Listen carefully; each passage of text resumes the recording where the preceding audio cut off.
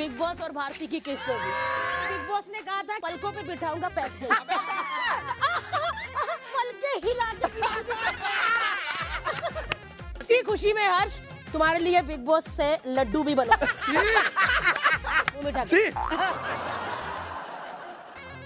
पहले से ही सोच रहा था कि इस बड़े मुंह के लिए कौन सा बड़ा मुंह होगा, वो यही था।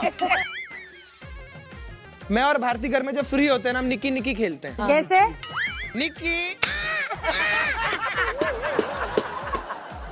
कल आप बैठ गए, मेरी आवाज बहुत मीठी है। मैंने पहले एपिसोड पे सुनी थी, मेरी माँ के कान से इधर से खून देखा मैंने। कैसा हट्टा कट्टा तंदुरुस्त भाई भेजा था, लड़की की तरह रोया। अरे तो क्यों रो रहा है? पागल हो गया क्या? बहन के बच्चे हंसने लगे। इतना गंदा रो रहा है मामू। तू रोया कभी मेरे पीछे? अरे वो एक बार रोया, मैं रोज रात को रोता हूँ जब 150 किलो की टांग मेरी छाती पे होती है।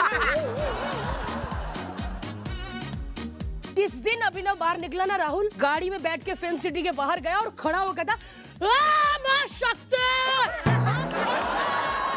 अरे 4 महीने जिसकी बीवी ने बोलने ना दिया हो, वो भड़ास को निकालेगा ना बाहर।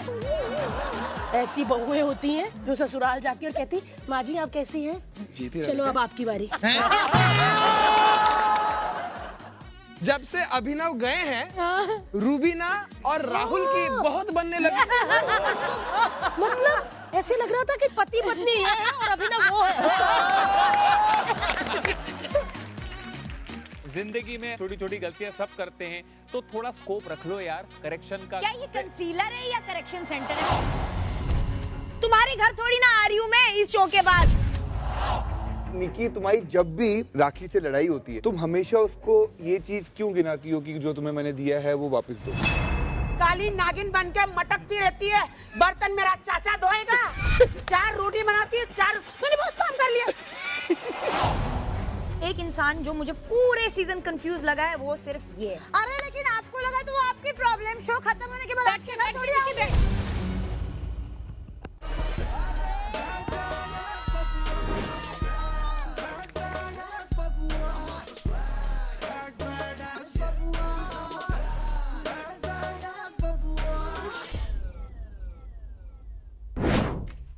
मैं चाहूंगा कि आप बाकी सब कंटेस्टेंट के बारे में बताएं, कौन सी पर्सनैलिटी है जो आपको नहीं अच्छी लगती है? हम दोनों के बीच में तनाव का क्या मुद्दा था आज तक पता नहीं है, ना इसे और ना मुझे। He comes across as like know it all।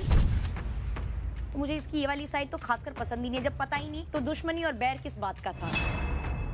आप मेरी हस्ती क्या पहचानेंगी रूबीना दिले, लाखों मशहूर हो गए मुझे बदनाम करते कर। रुबीना जब तक कोई उसका साथ दे, उसको एकदम पलकों पे रखती है। जैसे उसके साथ से हट जाए, बस फिर उस पे निशाना।